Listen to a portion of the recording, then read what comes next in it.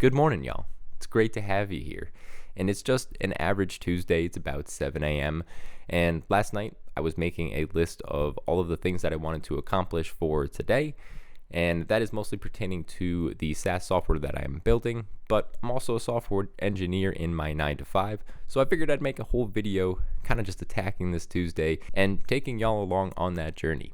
So like I said, it's just a bit after 7 a.m. I normally start work around 8 to 8:30, somewhere in there. So I've got about an hour and a half before I need to start working. Unfortunately, I have to start my day with physical therapy because my back hurts so bad. So leave a comment down below if you're also in extraordinary pain.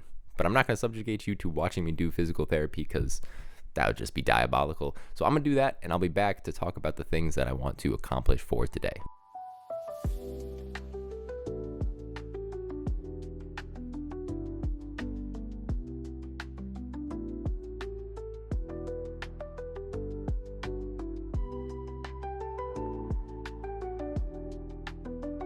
Yeah, it's a really gloomy day out. I thought it was gonna be nice today, but at least I got my coffee. I can go start the day. So let's hop into my computer and I'll show you the things that I kind of wanted to get done today. Okay, so the things that I want to get done today all revolve around my SaaS application called Dinnerbee.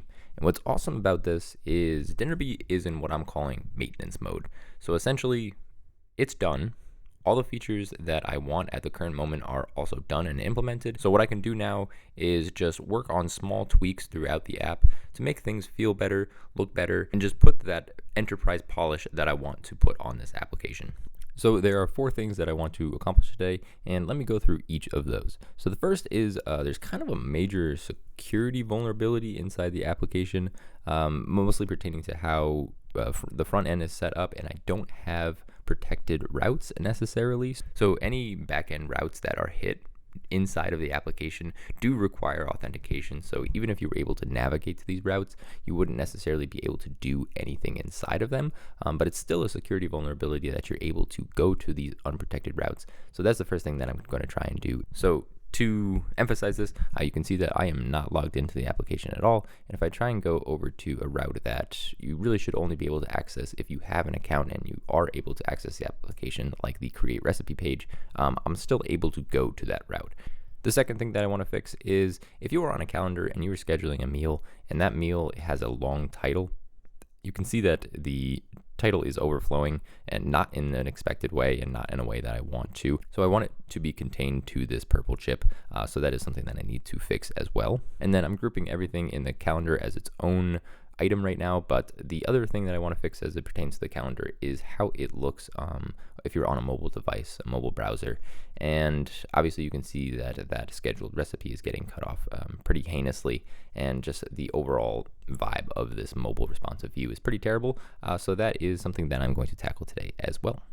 And moving on to the third item, in our view recipes page, I want to establish some kind of max height for these cards so that they are all the same height. And so even if you have different size titles or, cook durations or things like that, we're seeing the same height for all of these cards.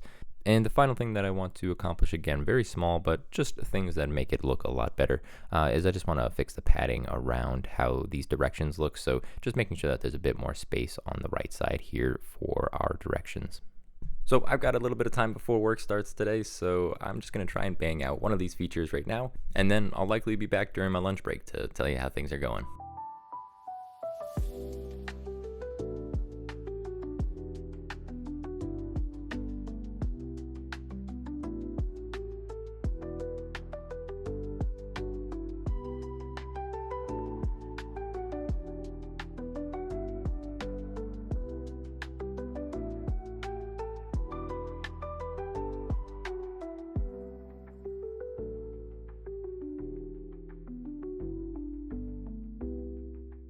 All right, what's up? So it's my lunch break, and I actually didn't do my PT this morning, so my back is already killing me. So I'm gonna do that. But before I do that, I want to show y'all some of the progress that I made this morning before work on a couple of those improvements that I wanted to make. I knocked out 2 of the 4, so let's take a look at those improvements. Alrighty, so back inside of Dinnerbee, I have tackled 2 of the improvements that I wanted to make. First one, really easy, is just adding some padding along the side here for the directions, just to make sure that it's not hugging up against the end of the card. So that was a super easy fix and looks a lot better in my opinion.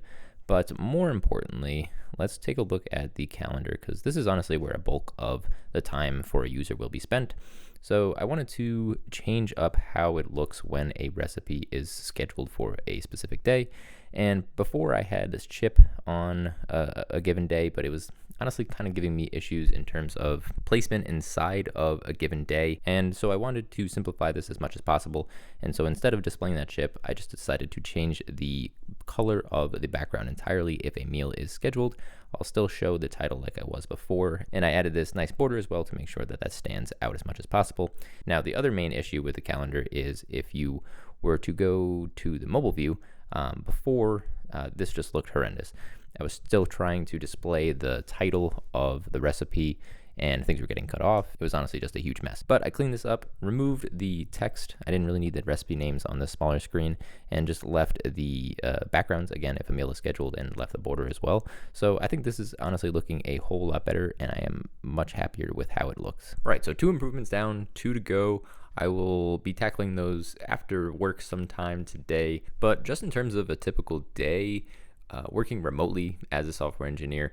So I've worked remotely my entire career, and I still honestly struggle separating my day. And it can be really easy to just get stuck in front of my work computer for the 8-9 hours that you're working, and kind of forget about everything else, forget about getting stuff to eat and exercising and just getting up and stretching and all that kind of stuff. So I've been trying to be a little bit more intentional about making sure that I take a lunch break so that I can at least separate my day a little bit, get up, stretch, and do PT sometimes, go exercise. And when I do this, I normally feel that my days go a lot faster and I'm more productive, and I'm just in a better mental head state at the end of the day as well. So if you also work remote and you've run into this kind of stuff, leave some tips down below, because it can be really tough sometimes to just break away from the computer and live your life a little bit. So like I said, gonna do some PT, got some meetings later this afternoon, and then I'll be back to show you the finished results of all the things that I wanted to accomplish today. So work is over, which is really great, and I was excited to play some World of Warcraft because the new patch just dropped. But as you can see, I keep getting disconnected from the servers. So I guess I have to go be productive now and finish these features, which I guess isn't the worst thing in the world. I'll go try and bang out these 2 last improvements that I want to make, and hopefully by the time I'm done, the servers will be back up and I can go play video games for the rest of the night. So I'll see you in a little bit. All right, so it's probably a good thing that the servers were down for a little bit, because I was able to bang out these last 2 improvements real quick. So first one is over on our recipes page. We can now see that all of these cards are the same height and just have their content spread out a lot more nicely and evenly, so that this looks good for any type of recipe. I also did add that if you have a recipe with a title that is long enough to go onto like a 3rd line here, instead of going down to the 3rd line, it'll truncate it and just put ellipsis at the end. So that'll just make sure that everything stays nice and even. Now, the other piece of this is the security vulnerability that I mentioned earlier, and there are 2 pieces to this. So the first is that if you have an expired JWT token, you will be logged out and redirected to the login page. And so to test this, I set my JWT access token duration for just a minute long. So the time that I've spent on this page, it should have expired already. So if I click on one of these recipes and try to navigate over to the recipe page, my token will be expired and it should redirect me over to the login page to sign in again. All right, and you can see that that worked. I also have a nice snack bar that shows up at the bottom of the page just to tell you to sign back in. Now, the access tokens in my application last for a really long time, so users will very infrequently have to go through this flow, but obviously this is a much better user experience than them navigating to a page and their token is expired, so all the backend calls are returning 403s and they're just erroring out. Now, instead of that, they'll just get redirected to sign in. They'll sign back in, get a new access token, and then they'll be all good to go.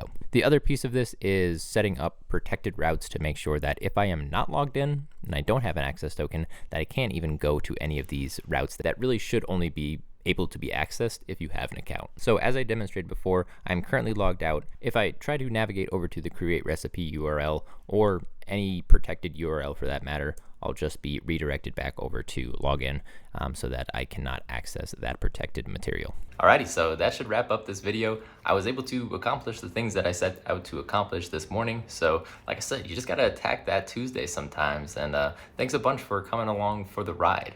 if you're into this type of content, software engineering, building software, all that good stuff, definitely subscribe because that is the type of content that I make and love making and will continue to make. So thanks a ton again for watching all the way through to the end of this video. I really do appreciate that. Hope you have a good rest of the day, and I'll see you in the next one.